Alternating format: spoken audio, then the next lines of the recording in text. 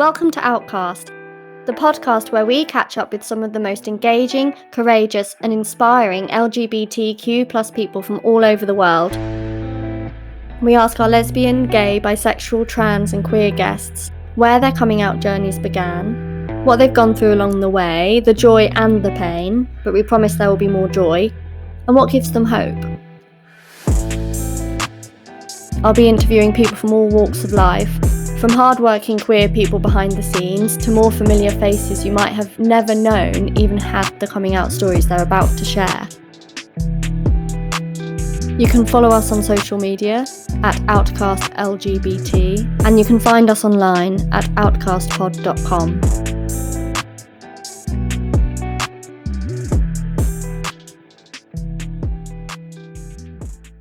Rob Harkavy is the editor of OutNews Global, which dubs itself the world's most fabulous LGBTQ online magazine, and he's also weekend editor at the Tony Blair Institute for Global Change.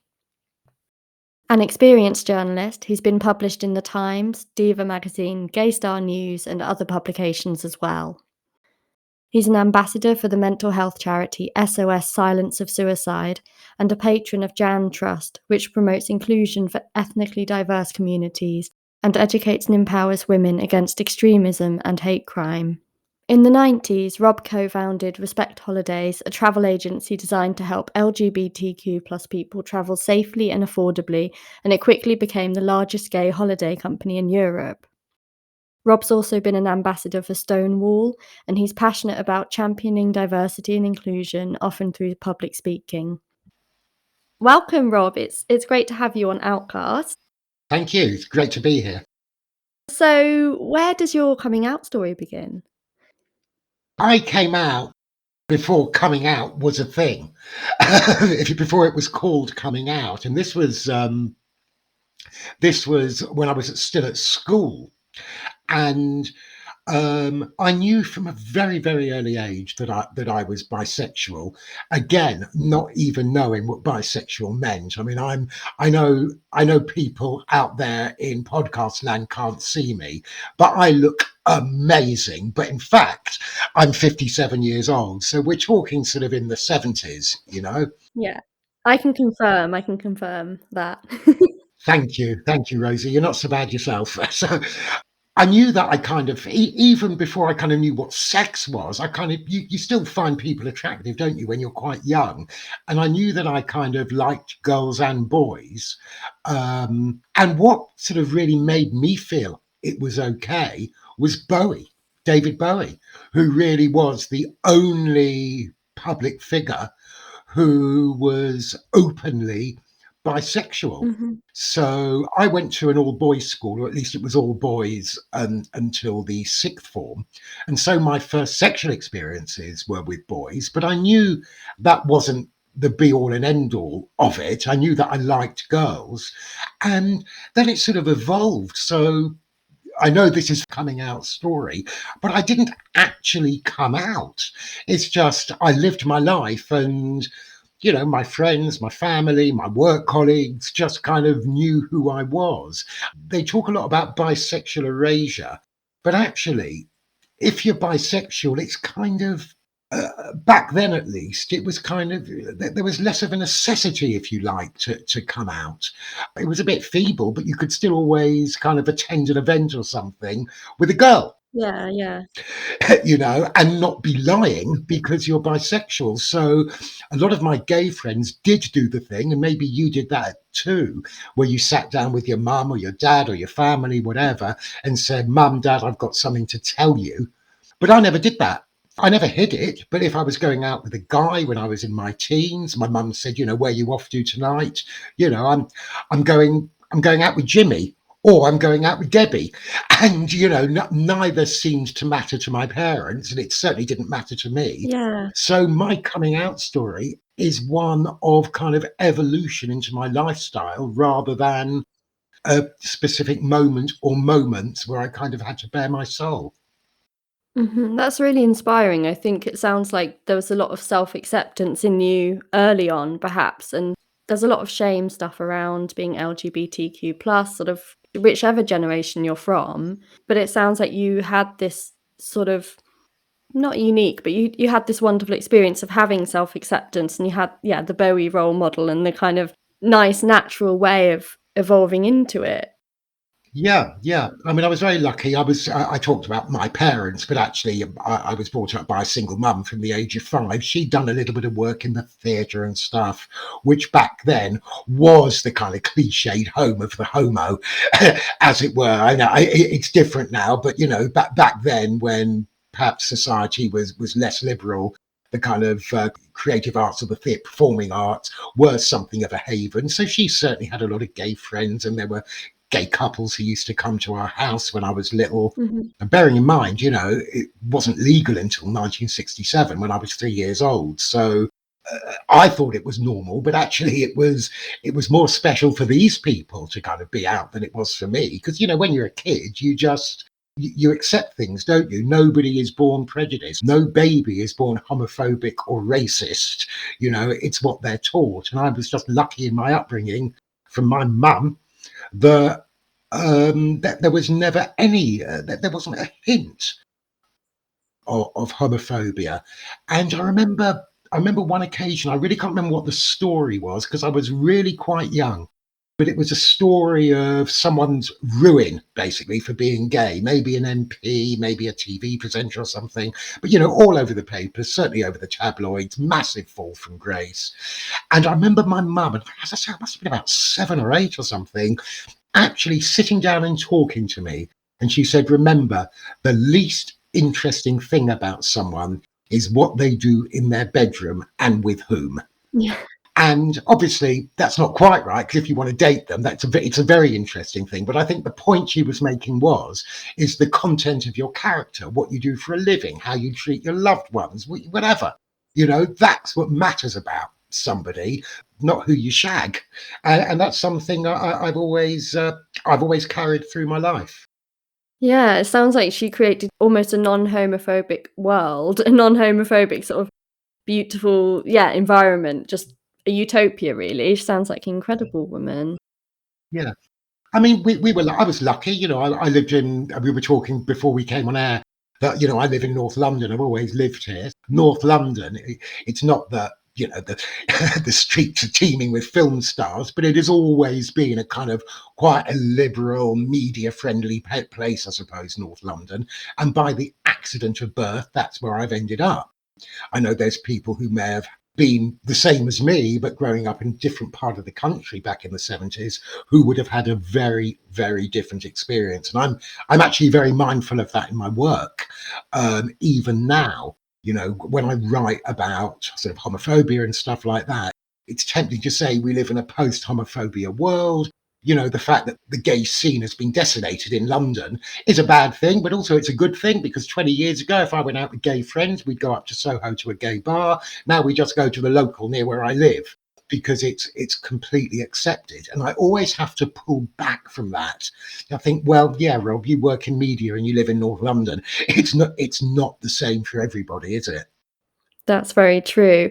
It does sound like you had a really positive experience, but continuing with this thread, were there ever situations where even though you had had such an self-accepting experience and accepting experience of being bisexual, can you remember consciously hiding it at any point? Yeah, yeah, yeah. Absolutely, without a doubt. I'm a football fan. I don't go so much now, but I used to go, not every Saturday like a mad fan, but I used to go maybe 10, 12 games a season when I was in my teens. Um, Certainly back then, anything other than kind of stand up heterosexual, anything other than that would have been completely unacceptable. So it wouldn't even have crossed my mind to have discussed dating a guy with the guys I used to go to football with because a lot of the people I went to football with weren't actually my friends. They were my football friends. So we only ever saw each other at the game. Do you know what I mean? Mhm. In fact, if any of them are listening to this, it's me, Rob. Yeah, I'm bi because I never told them back in the 80s. Rob Harkavy comes out on Outcast podcast to his football mates. Absolutely. I love it. Outcast. Coming out stories from inspiring LGBTQ plus people today.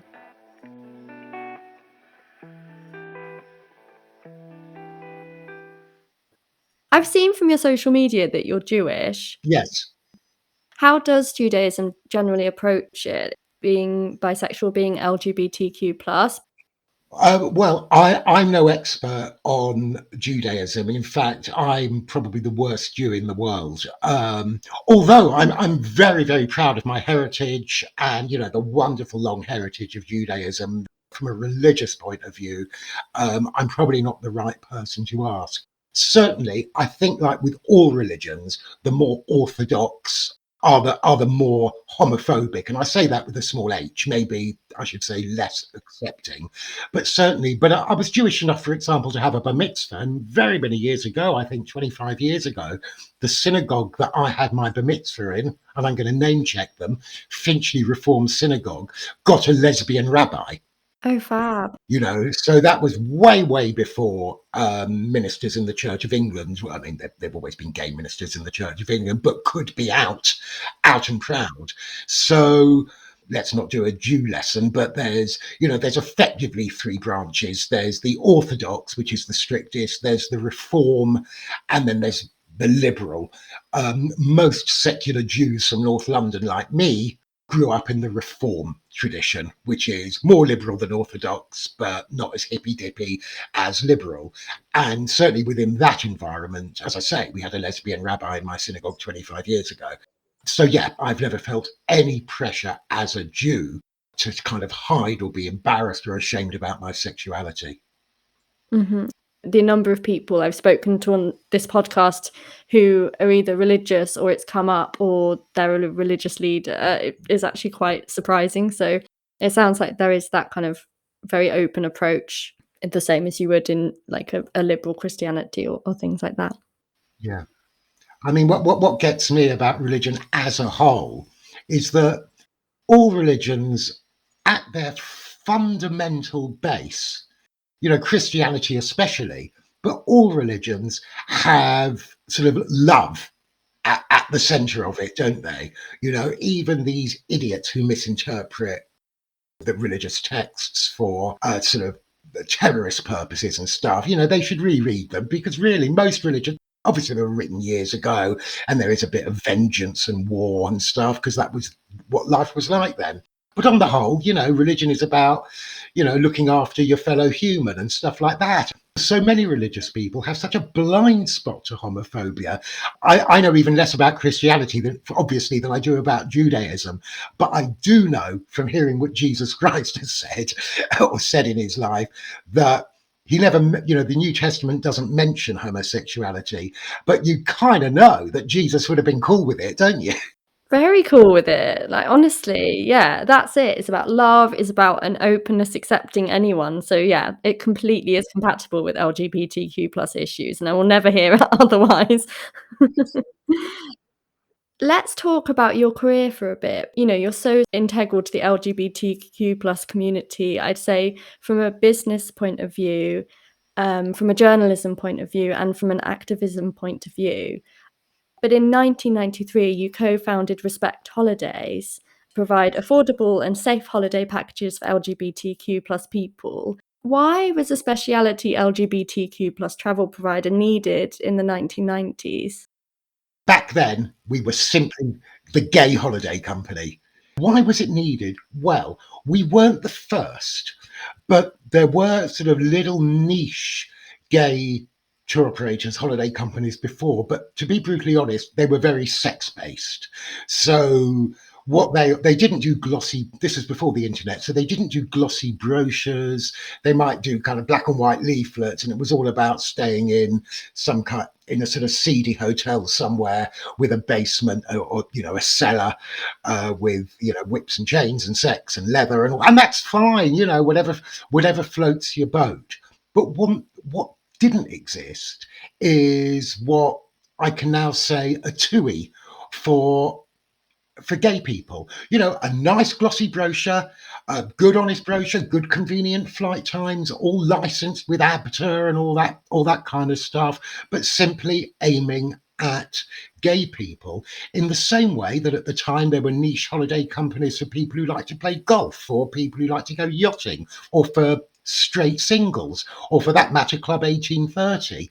The travel business has always had, niches, but there wasn't a gay niche apart from this kind of very seedy sexual side of it.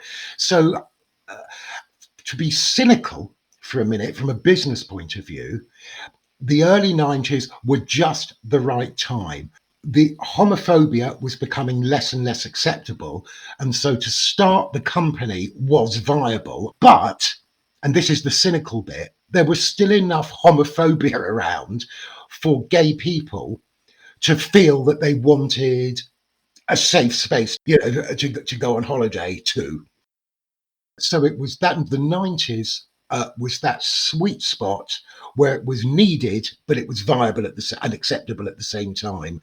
That's it. So in the 90s, LGBTQ plus people would have been coming out relatively safe, out and proud at home largely, but the relative safety from homophobia and abuse might not have extended to travel, so you hit that sweet spot with your business. Absolutely. And we got more resistance overseas than we did here. So obviously, when you're setting up a tour operator, basically what you're doing is you're buying the components of a holiday, putting them together, and then hopefully selling them for more than what you bought them for. And those components are flights, accommodation, an overseas rep, coach between the airport and the accommodation, all the bits that make a package holiday. Um, and when we were setting up the company, obviously there was no Zoom, there was no internet, so we actually had to get on a plane, go over to Gran Canaria, Ibiza, Mykonos, whatever, all over, to actually meet with hoteliers to say, we're starting a gay holiday company. What rates will you give us? And can we have some photos, please, to put you in our brochure? And lots of these accommodation owners said, we don't mind taking. Basically, they said, we don't mind taking your money, but I'm not having my property in a gay brochure. Yeah, I was going to ask, what was the reception to Respect Holidays from the providers?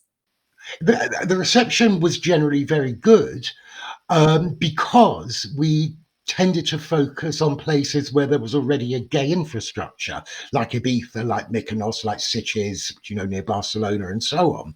So, but there were some kind of older, more traditional people who perhaps had owned family properties rather than a, hotel chain, but people, family businesses, things like that. Perhaps slightly older people, traditional. They might have been sort of farmers or something until the tourist boom in the 70s, and then decided to get rid of the goats and build a hotel on their land. But they were still very traditional people. And it was them really that said, they wanted the money because they knew the gay market was a phrase I hate, but they recognized the pink pound, but didn't want and I will say it, the shame of their mates in the bar saying, "Oh, look, you're big queer, your hotel's in a gay brochure."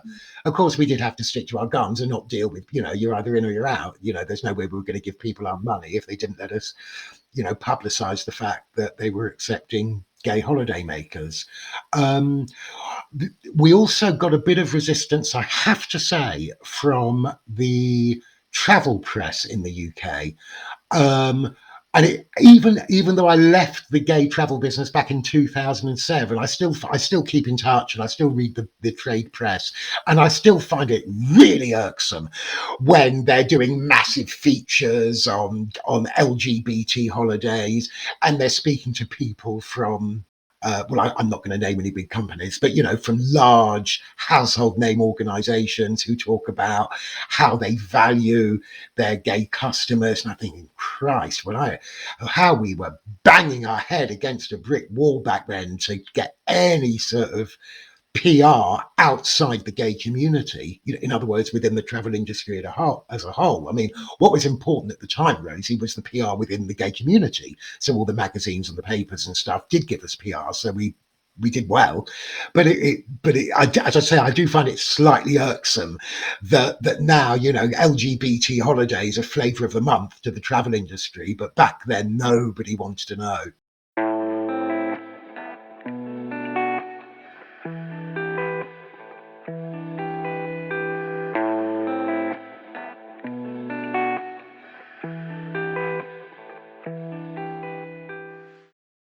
What's changed for LGBTQ plus people over your lifetime? I'm going to tell you a bit of an anecdote here. It will make sense in the end. My father was a big fan of rugby union. And up until I think the late 80s or 90s, it was an amateur game. So when you watched England playing Wales on television, the people playing were policemen and school teachers and accountants. They all had other jobs, but they were out there representing their country. And there was something wonderful about that. Now, since then, it's become professional and it is a much, much better game.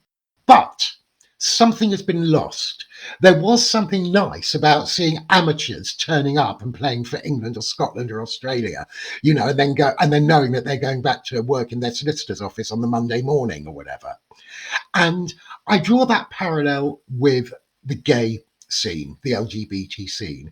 There used to be a sense of sort of, I won't go as far as a siege mentality, but a kind of, the language polari was there to make it all a bit exclusive and a bit of them against us. And, straight people never went into LGBT bars. And it had a kind of quite a nice sort of community underground feel to it. Well, mostly in the UK, that's gone. Now, as I said to you earlier, if you want to go out for a drink with your gay mates, on the whole, in London, on the whole, well, certainly I do. I just go to any one of the three pubs within a 5-minute walk of my front door. None of which is a gay pub, although there are gay people who go in there. 20 years ago, even 15 years ago, I would have got on the tube to go to the Black Cap in Camden or somewhere in Soho or whatever.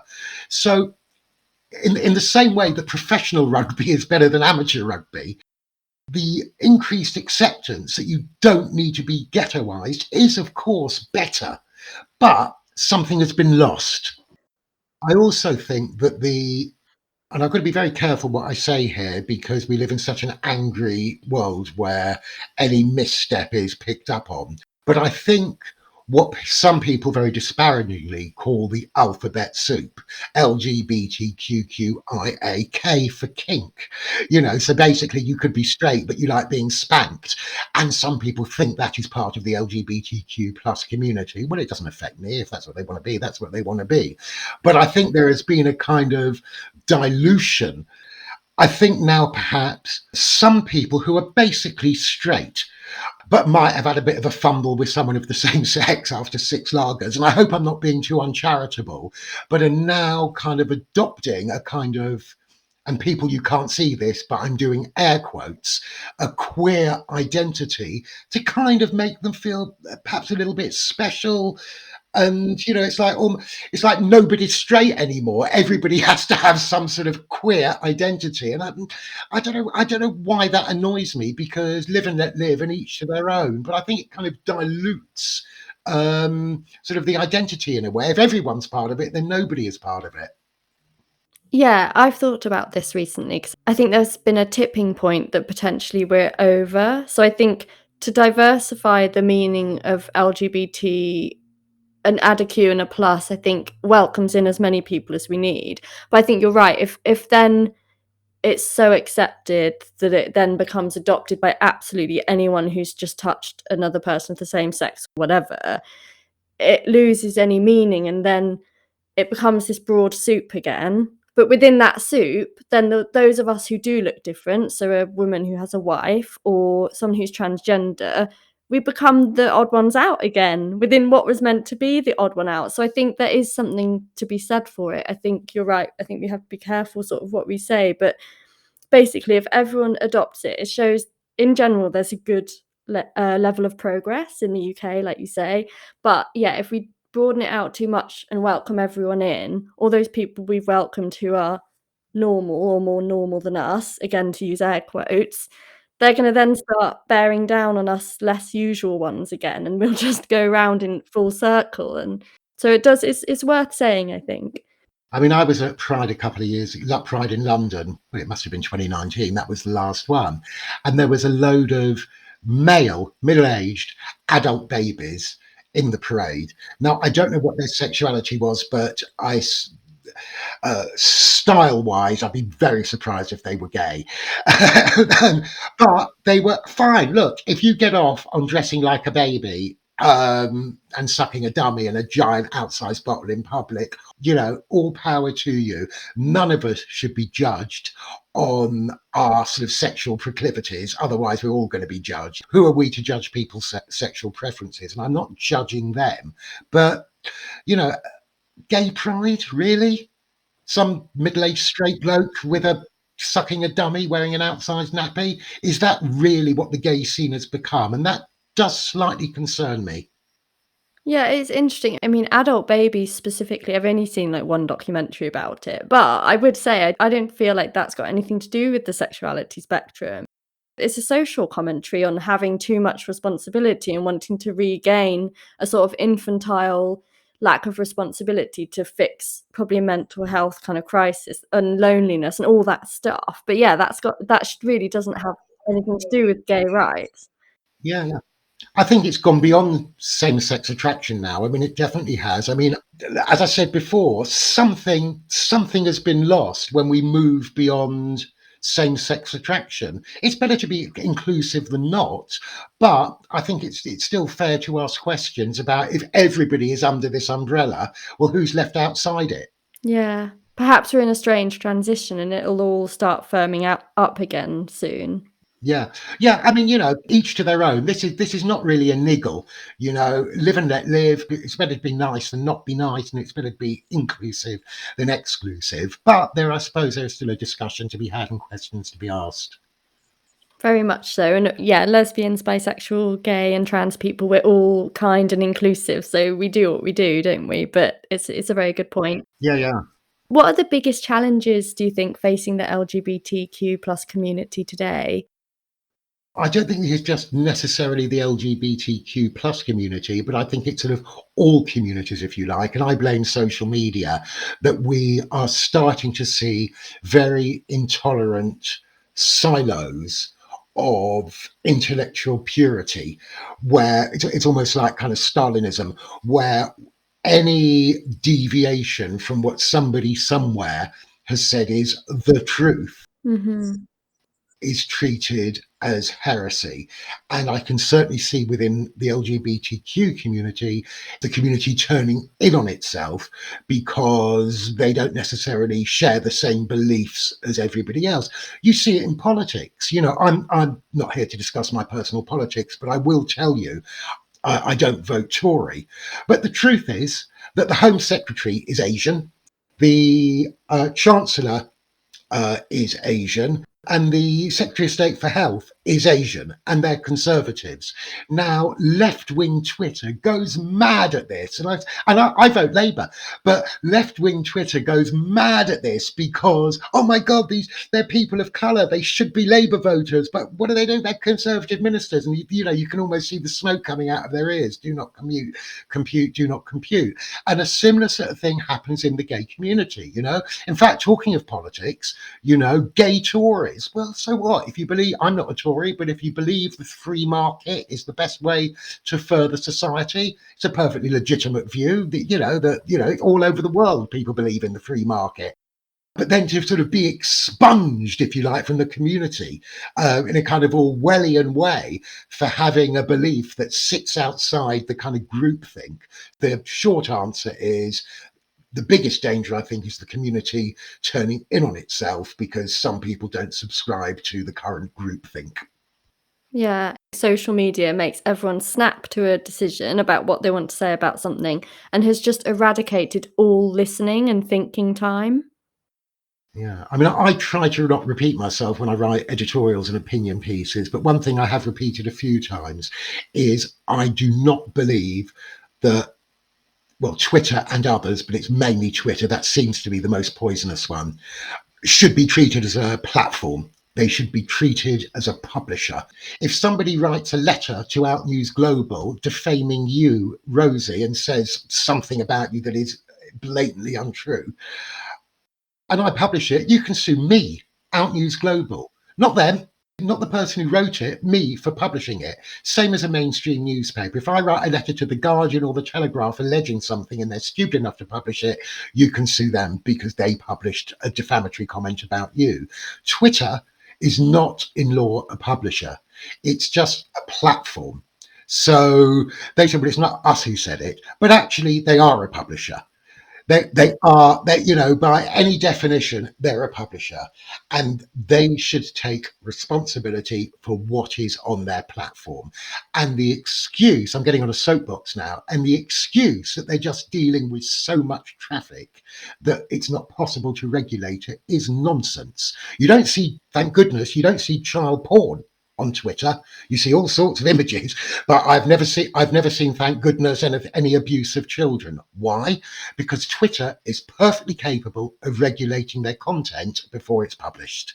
So to say that they can't do it, it's well, I'll say it's a lie. They can clearly do it.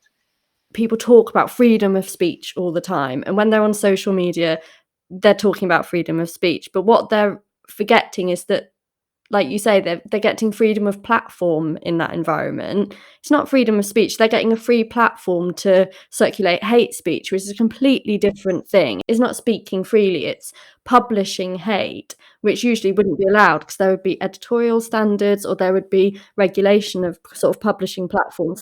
Yeah, freedom of speech is a myth. Freedom of speech has never existed. There's laws. It's never been allowed to libel or slander someone. So what's that? Curtailing freedom of speech, or to incite violence against an individual or a group of people. If you say kill all Jews, let's go out and kill all Jews. That's not freedom of speech. That's incitement to violence. That's illegal. So this myth that you can say anything because of freedom of speech has always been nonsense. There are regulations, there are laws.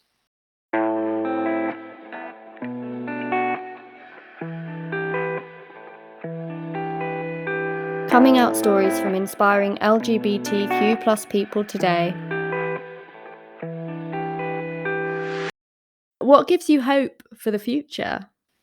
I actually think even if it's 100,000 British people being poisonous on social media, well, there's nearly 70 million people in this country. I actually think that the majority of people are warm-hearted, welcoming and kind. Yeah. There are a load of far-right meatheads in this country. There always have been. I mean, when I mentioned before going to football, when I used to go to football in the 70s and 80s outside certain clubs, there were people with swastikas selling like the National Front, the precursor of the BNP, the National Front newspaper, me, a Jewish boy going to the football. There's always been kind of right-wing meatheads. But there is a reason why, unlike most European countries, the far right wing has never really had, well, they've never had an MP.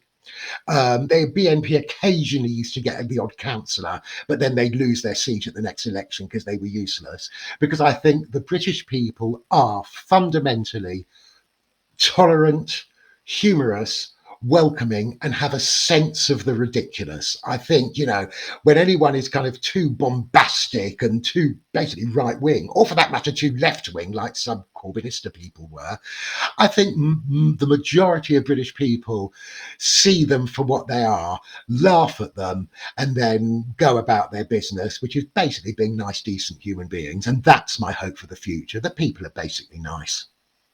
Yeah. That's very hopeful, and I agree. I think there's so much to be said for kindness in people and seeing that. Rob, thanks so much for speaking with me today and coming on Outcast. It's been incredible to meet you and to catch up. Thank you. It's been an absolute pleasure, Rosie. Thank you so much for having me on. Thank you for listening to Outcast, a podcast with interviews and coming out stories from inspiring LGBTQ plus people. I'm your host, Rosie Pentreath. I hope you can join us again next week.